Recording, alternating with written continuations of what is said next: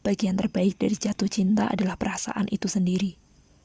Kamu pernah merasakan rasa sukanya, sesuatu yang sulit dilukiskan kuasa melukis, sulit disulam menjadi puisi oleh pujangga, tidak bisa dijelaskan oleh mesin paling canggih sekalipun. Bagian terbaik dari jatuh cinta bukan tentang memiliki. Jadi, kenapa kamu sakit hati setelahnya?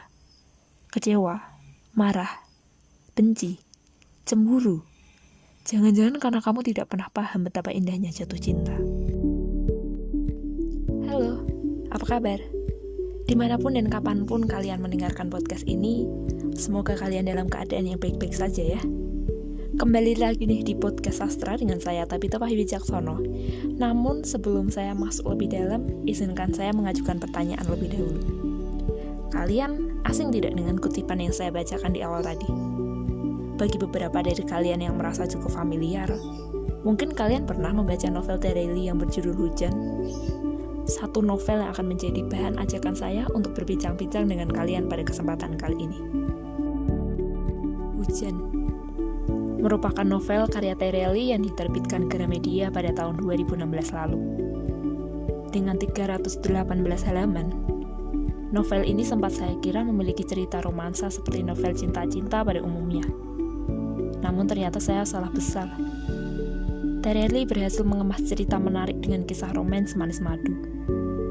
Novel ini mengangkat cerita dengan latar masa depan, tepatnya pada tahun 2050, di mana tokoh utamanya, Lail, berniat menghapus bagian dari ingatannya.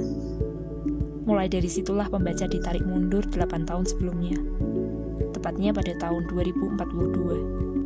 Diceritakan, pada tahun tersebut, gempa bumi yang disebabkan oleh meledaknya gunung berapi berhasil menyentil 2 benua sekaligus.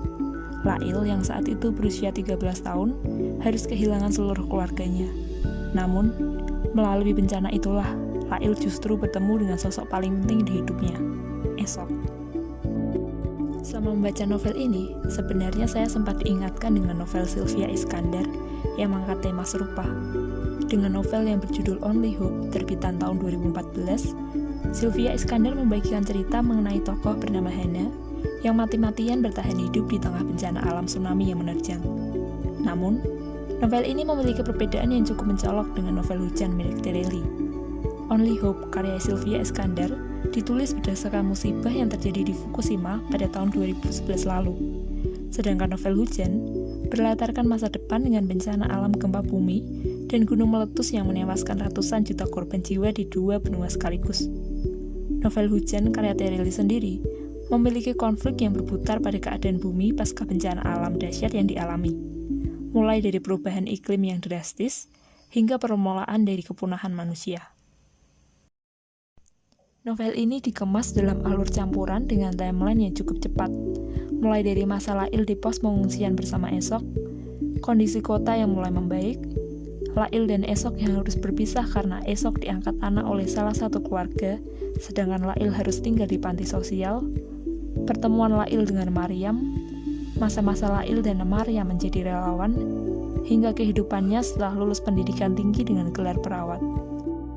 Dalam alur campurannya sendiri, Terelie berhasil menarik perhatian saya perihal pemilihan kode ketika plot dikembalikan ke masa sekarang, atau dalam novel masa 2050, yaitu dengan kalimat ruangan 4x4 meter persegi. Sayangnya, novel ini sempat membuat saya bertanya-tanya perihal bangkitnya kota pasca gempa yang terasa terlalu cepat. Memang benar teknologi yang diceritakan begitu maju. Namun dengan cepatnya kota digambarkan kembali seperti kondisi semula. Hal ini membuat bencana alam yang terjadi tidak seperti yang digambarkan, sangat besar hingga meratakan 2 benua. Ditambah, novel ini sempat terasa membosankan, karena tokoh lain yang terkesan datar tanpa emosi. Bahkan saya sendiri kurang bisa merasakan emosi yang dipendam Lail pada kondisi-kondisi tertentu. Malahan, tokoh Maryam yang terasa lebih hidup. Oleh sebab itu, dapat disimpulkan bahwa kehadiran Maryam pada novel ini cukup membantu dalam menghidupkan tokoh utamanya sendiri. Walaupun di sisi lain, terdapat beberapa alasan kenapa saya tetap membaca novel ini sampai tuntas. Beberapa di antaranya adalah rasa penasaran saya akan nasib Lail, persahabatan Lail dengan Maryam, di mana Maryam menjadi salah satu faktor Lail memiliki mimpi dan cita-cita, penggambaran kemajuan teknologi di masa depan yang bersisian dengan kondisi bumi yang kian memburuk, dan tentunya faktor pendukung lainnya adalah kisah Lail dan Esok ini sendiri.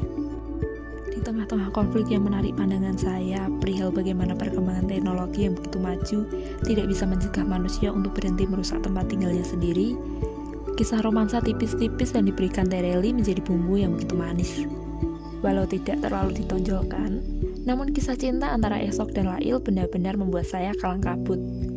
Mulai dari bagaimana Lail menggambarkan betapa pentingnya Esok dalam hidupnya, hingga bagaimana Esok yang dari kecil tidak pernah berubah dalam memusatkan sebagian besar perhatiannya pada Lail. Bahkan di tengah-tengah kesibukan yang melanda, Esok bahkan tak sungkan untuk selalu menjadi orang pertama yang menghubungi atau mencari Lail. Berbanding balik dengan Lail yang kerap merasa sungkan untuk mengadukan kerinduannya akan Esok.